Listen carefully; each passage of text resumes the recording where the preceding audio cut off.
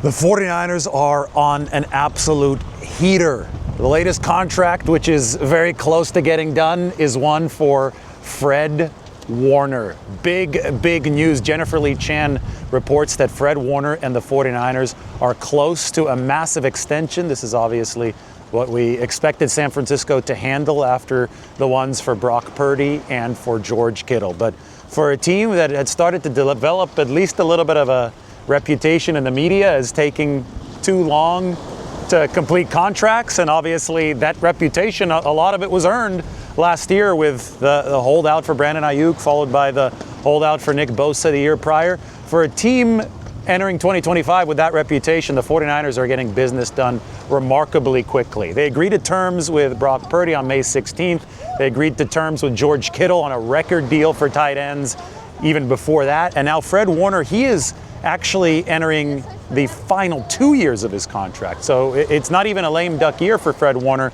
but they are close to agreeing to what will be a record extension for Warner, who's already once set the market for tight ends back in 2021, and I'm sure that he's going to set the market for tight ends again. He's now number 2. He's behind Roquan Smith, who's at $20 million per year. Fred Warner is making $19 million per year on the old deal. Buyback bonus kicked in to trigger the 2025 and 2026 seasons, and I'm sure that once this is finalized for the 49ers, Warner will pass Roquan Smith. Now, why do they want to do this a year early? Well, it makes sense. Warner's cap hits over the next 2 years are $29 million and $27 million respectively. Those are massive cap hits, and the 49ers can actually lower those cap hits while also simultaneously rewarding Fred Warner. He's a future Hall of Famer and the best linebacker in the league, so why not give Fred that top billing while lowering his cap hit by giving him a big signing bonus right now? That big signing bonus for Fred Warner would be able to allow the 49ers to stretch out the cap hit over future seasons. The 49ers spending, after this Brock Purdy deal is finalized, they're going to be back up around the top 5, probably the top 3 of the NFL. It's going to vault them from the middle of the pack all the way to very near the top of it. We'll see what the numbers on this Fred Warner deal end up being when the 49ers and Warner do execute it, but there's a chance the 49ers are going to be number 1 in salary cash spent. So much for all that garbage talk of the 49ers being cheap. I think it's really clear, and it should be abundantly obvious to everybody now that they have been investing in the A-list foundational pillars of this roster while renovating the margins of this roster, renovating spots 10 to 53.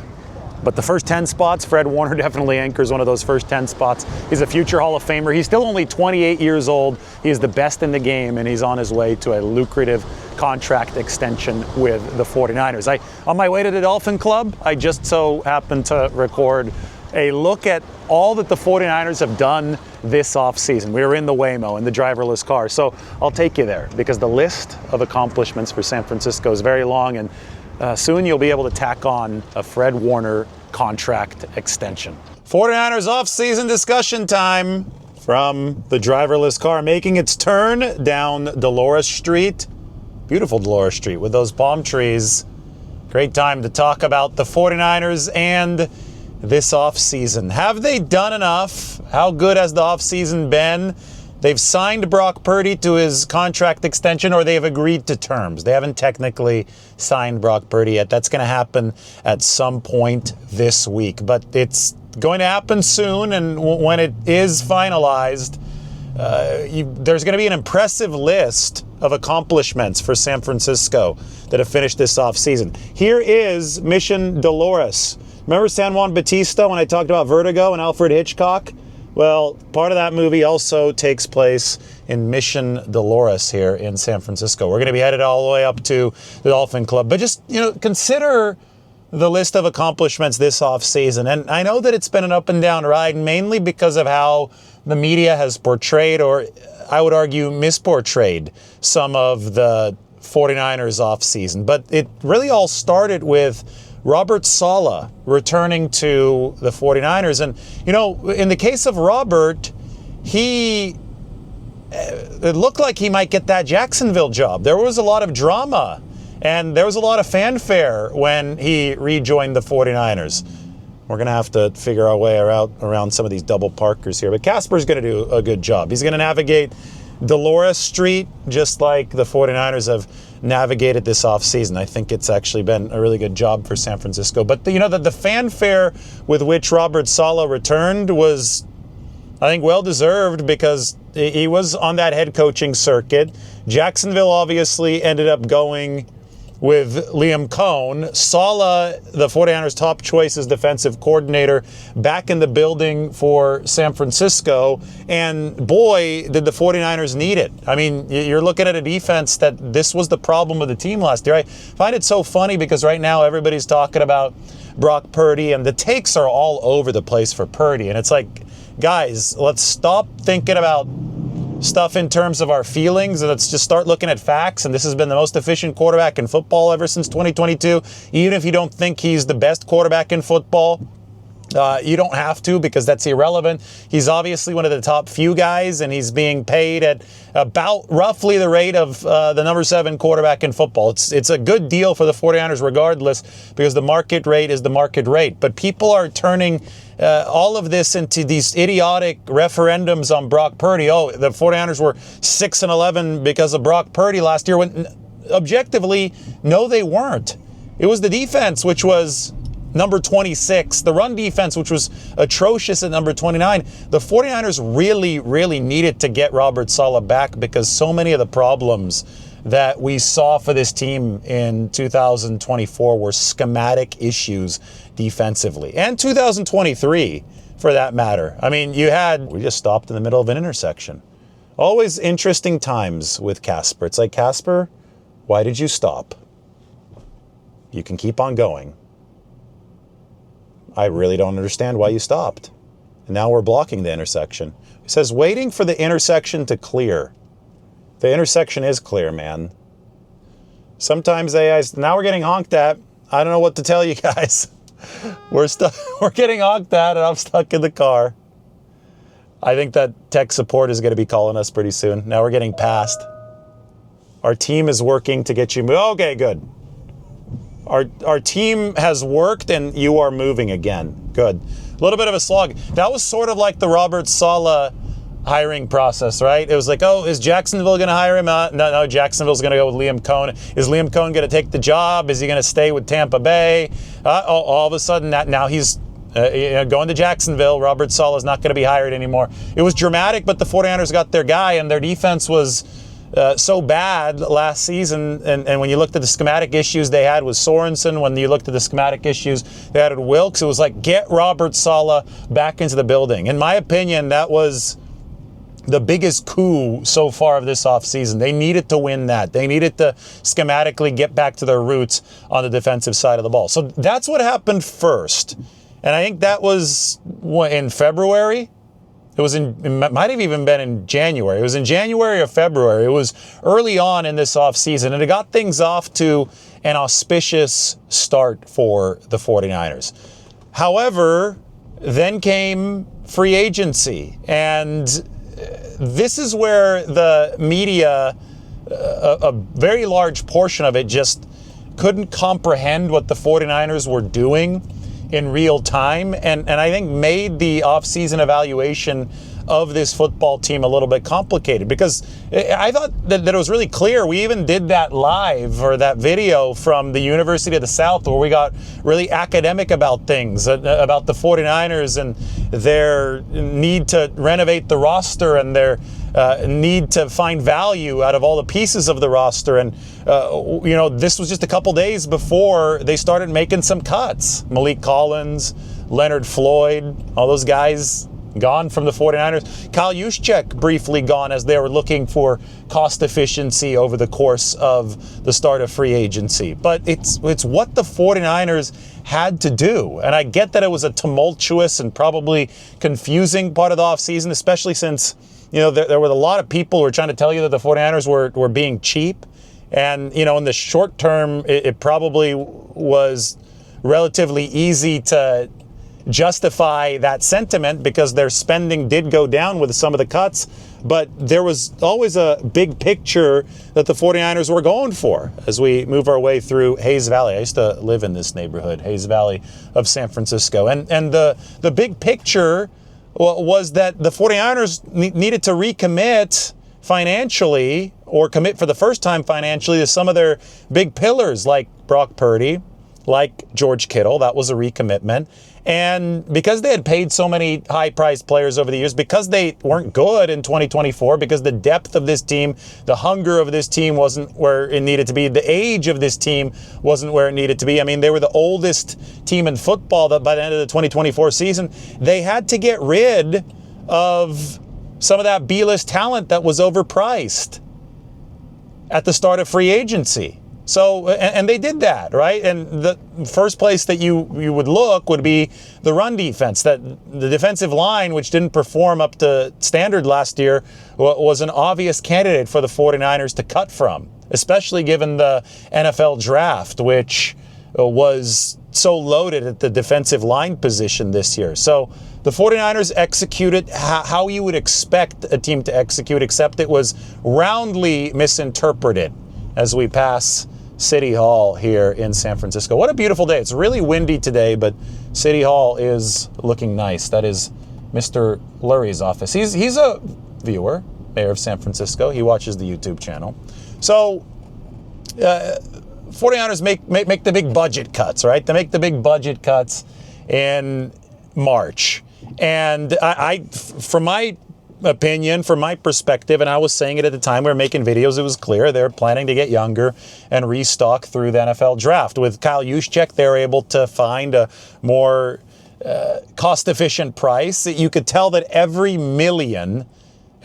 dollar and cent of 2025 salary cap space meant a lot to the 49ers because they're trying to build this team to be sustainable for the future. They want to keep the foundational pillars. It's like thinning out the forest, right? The big logs, the big trees are going to remain there, but that brush had to be cleared out. But if the foundational pillars stayed and they were able to maintain Kyle Juszczyk at a fair price for that load-bearing wall, and they moved forward throughout the rest of March. And, you know, a lot of people said, well, why aren't they signing more players? And it was like, they're trying to get younger.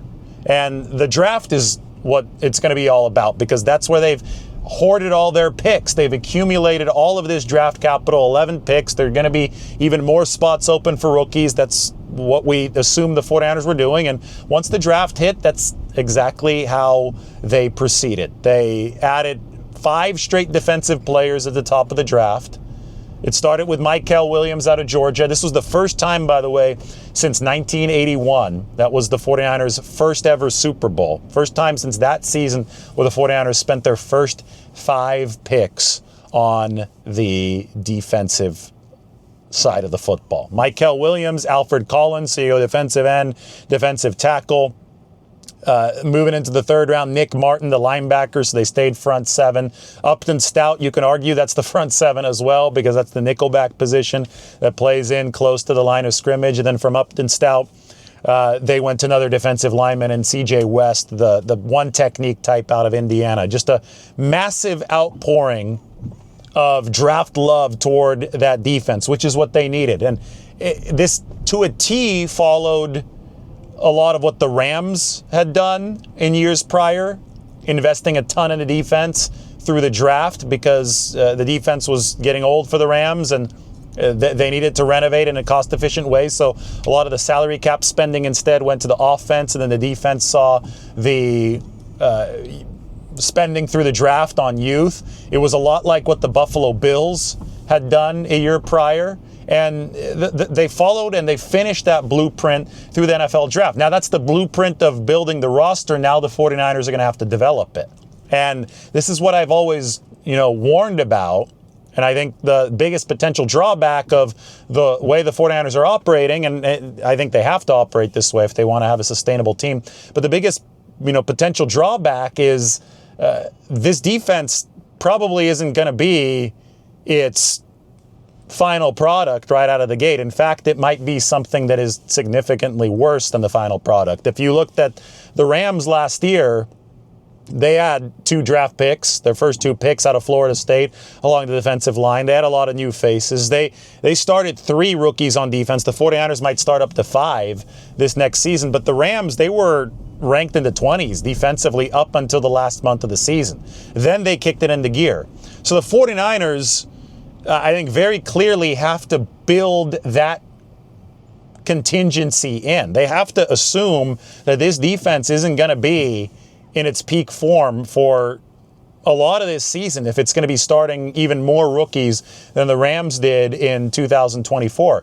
But that's okay because the Rams had their offense lead the charge for most of that season. And then once all phases of the game were firing, they went toe-to-toe with the Philadelphia Eagles in the playoffs. The 49ers believe that they have a similar type of luxury in that their offense can be the locomotive that pulls the train for the start of 2025. So that meant that they had to get this next phase of the offseason really buttoned down. And that was pay George Kittle, entering a lame duck year, and pay Brock Purdy, entering a lame duck year. One could argue that those are 2 of the most impactful offensive players in all of football. They definitely are 2 of the most impactful players on the 49ers roster. Other very impactful offensive guys, Trent Williams, Christian McCaffrey, Brandon Ayuk, all 3 of those guys got paid last offseason. So, despite the fact that everybody was trying to say that the 49ers were cheap,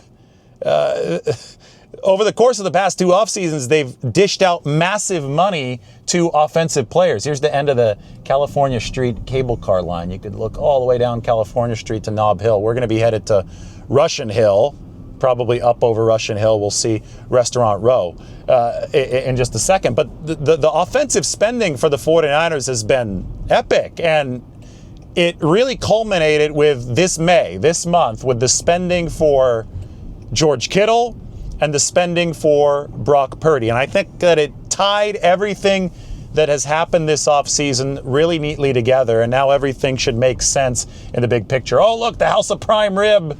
They're all waiting in line at the legendary House of Prime Rib. I want to get a reservation there. I heard it's next to impossible, but I think that they're probably 49ers fans. Hopefully they'll have me. That place is legendary. That and Lowry's down in Beverly Hills in LA. They have the same kind of setup, but people say that the House of Prime Rib has the slight edge here as we roll down Van Ness. So you pay Kittle, you pay Brock Purdy, you lower the cap hits of George Kittle. You keep Brock Purdy's cap hit low at about $8.5 million. That follows the same philosophy that the 49ers held in all of their other off-season dealings, where every single dollar mattered. Like with Kyle Juszczyk, every single dollar mattered. They wanted the 2025 cap hits to be as low as possible because, I've talked about the salary cap a lot. Cap room now is more valuable than cap room later.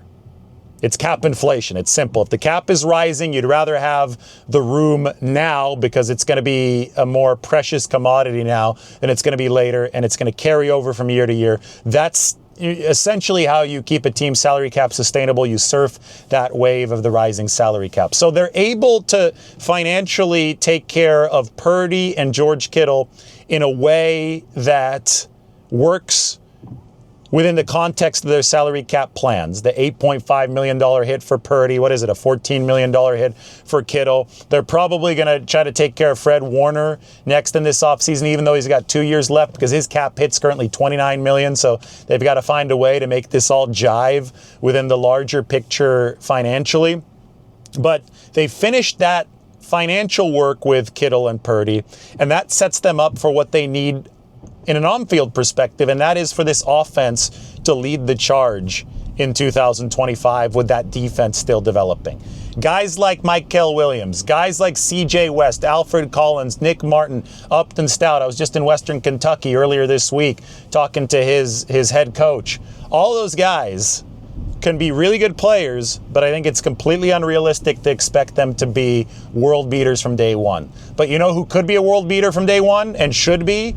He's getting paid like it now. Brock Purdy, the highest paid tight end in football. George Kittle. I mean, They're guys with name recognition and with paycheck recognition now on the 49ers offense who are going to be counted on to give this team the boost that it needs early in this season. On top of that, the 49ers also, in a very hidden way, in a very surreptitious way, all while Brock Purdy and his new contract were dominating headlines, they brought in the kicking competition for Jake Moody. And, maybe Greg Joseph doesn't win that job. Maybe Jake Moody wins that job. But to me, this is more symbolic than anything. We talk about weaknesses for the 49ers last year and how this offseason has gone, and are they going to address these weaknesses?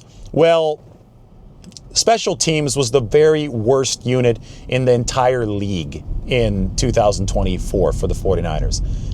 One of the biggest problems on special teams, even though they crossed the entire unit, was the kicking position, especially after Jake Moody suffered the high ankle sprain. So what do you do if you're the 49ers? Well, you've got to fix the kicking position. You've got to fix the whole special teams unit. You renovated this offseason. It wasn't just Robert Saleh who you went and got. You also got Brant Boyer because you fired your old special teams coordinator, Brian Schneider. This has all happened in the same offseason, and all of what's happened here over the last few days has neatly tied everything together. This is going to tie the entire drive together, by the way. Swenson's Ice Cream.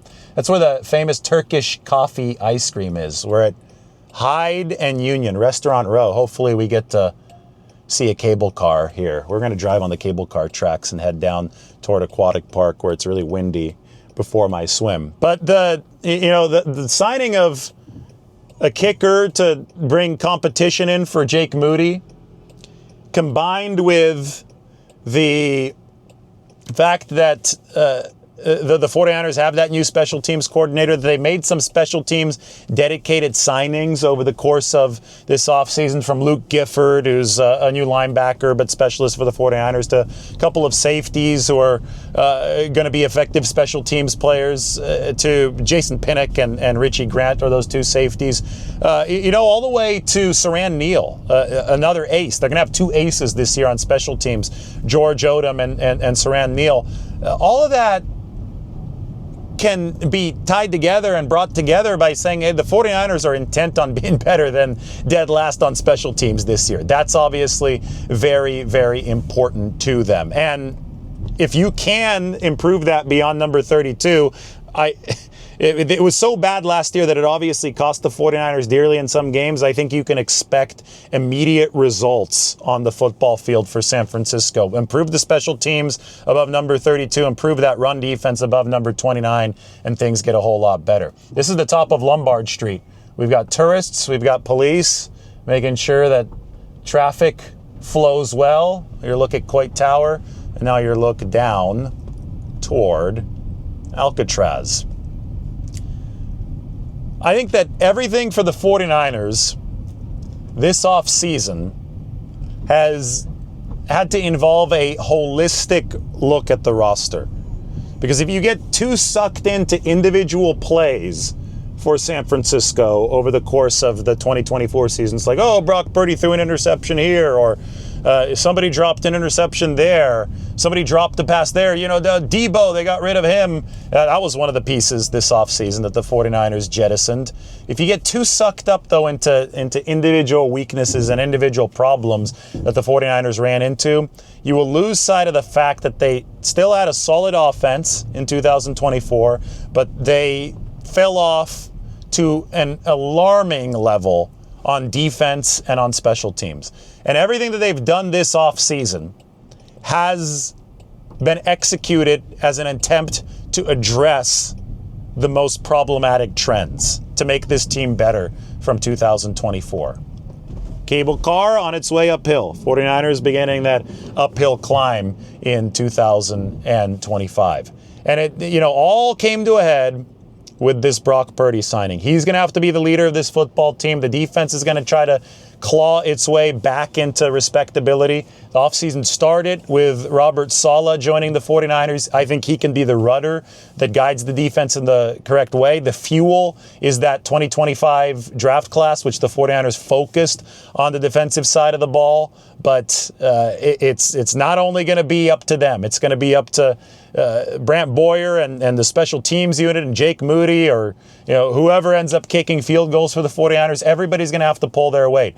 But I think in general, this offseason has been a very aggressive and targeted swing by the 49ers to fix the many problems that they had in 2024. And now that Purdy is under contract, now it's about to be signed, once that's technically true this week, we're in this mode where we can look at this with the big picture. The roster is set, 90 players deep. I mean, they're going to be making tweaks here and there. We'll see if they ultimately bring in DJ Humphries as the swing tackle. But they're in a position where we can now evaluate the totality of their moves. And, one of the biggest moves for the 49ers will be Christian McCaffrey coming back. That's what they're banking on. I gathered that at the owners' meetings in Florida. And every time we come to this spot with the driverless car, behind the cable car, it's a very iconic San Francisco thing. Old and new, right? The old cable car, the new driverless car, the AI. For some reason, this car can never figure out how to get around the cable car, even though we've got a clear window there. And now they're saying that our team is working to get you moving again. It's got to be like Christian McCaffrey, and it has to find the open hole, which it's doing right now. If that's not symbolism, I don't know what is. Casper has found the hole. Casper is moving into open territory. Casper is going to score. So just like Christian McCaffrey is a huge key for the 49ers to bind everything together offensively this year, together with the newly signed Brock Purdy, so is Casper's intelligence. That's a big key to get us all the way to the Dolphin Club. All right, everybody, so long. We're pulling into our destination. That's our review of the 49ers offseason. It's time to evaluate where they are as a football team following all those moves, the totality from Robert Saleh to the free agency, the guys walking in free agency. I know Dre Greenlaw also left during that little flurry. He's obviously gotten hurt ever since then with the Denver Broncos, but the 49ers have modernized with the draft, and then they've doubled down on the offensive side, veteran-wise. They've doubled down on Purdy, they've doubled down on Kittle, and it's very, very clear what they're doing. I think they're going to be a good team this year, especially since one of the crown jewels of this offseason, the schedule which just came out, should set the 49ers up for a lot of 2025 success. All right, we're making it to the Dolphin Club. We're going to hop in that bay. It's going to be a good swim. I'm getting ready for an Alcatraz swim without a wetsuit next Thursday. So wish me luck. Got to go get cold acclimated.